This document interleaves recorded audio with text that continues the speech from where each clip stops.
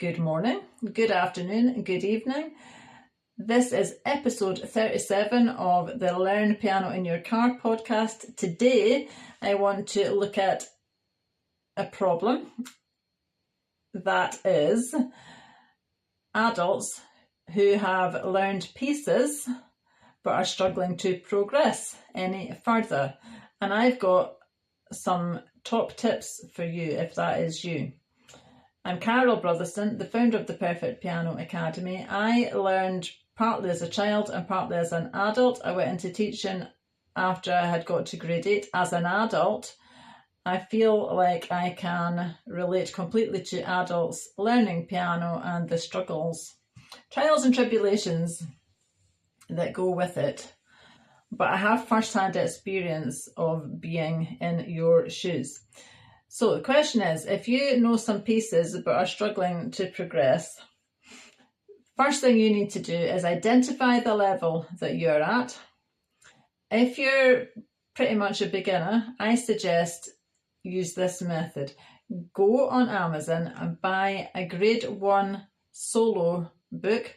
These books have 3 or 4 pop songs, 3 or 4 contemporary pieces, some classical, some tunes from the movies in them, so it's quite a broad range, all at the grade 1 level. You get that book, and if you can play the pieces in that book, understand what you're playing, understand the time signature, the key signature, the dotted rhythms, understand all of that stuff, then grade 1 is probably too easy for you, and I would suggest then you get the grade 2 book.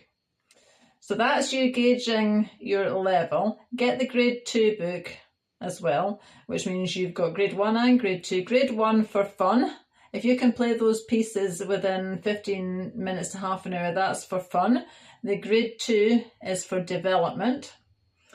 Then you need to add to that a theory book. If you haven't done any theory at all yet, I suggest you get a grade 1 theory book and work your way through it. You need a book that has written exercises in it, and you want to be doing those exercises and teaching yourself the theory. And after you finish grade 1 book, you work on the grade 2. And so you've got that working alongside your graded solos. Then you want to add the key signatures that match those grades. So I suggest you buy probably the grade 2 scales and arpeggios book and tick them off. So you may know, if you've been playing for a little while, you may know how to play C major and G major, but you maybe don't know D major, A major, so you're building up. You use that book to build up, and you don't rush it. You learn 1 or 2 new key signatures and scales a month, no more than that. You build it up from the bottom to the top. C major, G major, D major. You build them up with the number of sharps and flats. So you start with no sharps and flats, then 1 sharp, 2 sharps, 3 sharps. And if you have a circle of fifths, go and check out a circle of fifths. Circle of fifths is like a clock. It's got all of the key signatures right round it. It's tempting for a beginner to just try and learn all of those key signatures and all of those scales and arpeggios, but that isn't really going to help you, because that, well, it's giving you material that's too complicated for you in the early stages. You're never going to see 5 sharps or 5 flats, 4 flats in a piece of sheet music in a grade 1 or grade 2 book. But if you're only at grade 1 or grade 2 in pieces, why learn scales and arpeggios and key signatures that are at a much higher level when you're not going to need that? So you're trying to bring all of your knowledge up at the same time so that you don't end up with a load of knowledge you don't need, and you don't spend a lot of time practicing stuff you don't need. You've got to be building it all up together, and ideally, so that's your 3 essentials really. You've got your graded solo book, so you've got pieces that you can play at the level that you want to be progressing.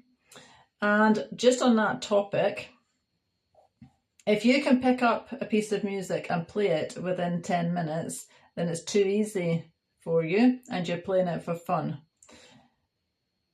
If you pick up a piece of music, like for example, if you went and picked the grade 3 solo book up and didn't bother with grade 2, then there'll be rhythms and different notes and things in there that you haven't even learned yet in the theory or in the key signatures and the scales and arpeggios.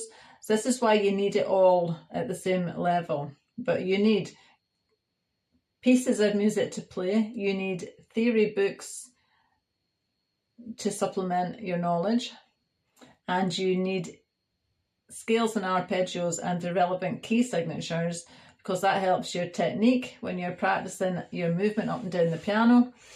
But as I said before, why practice stuff that's far too complicated that you're never going to see in the sheet music?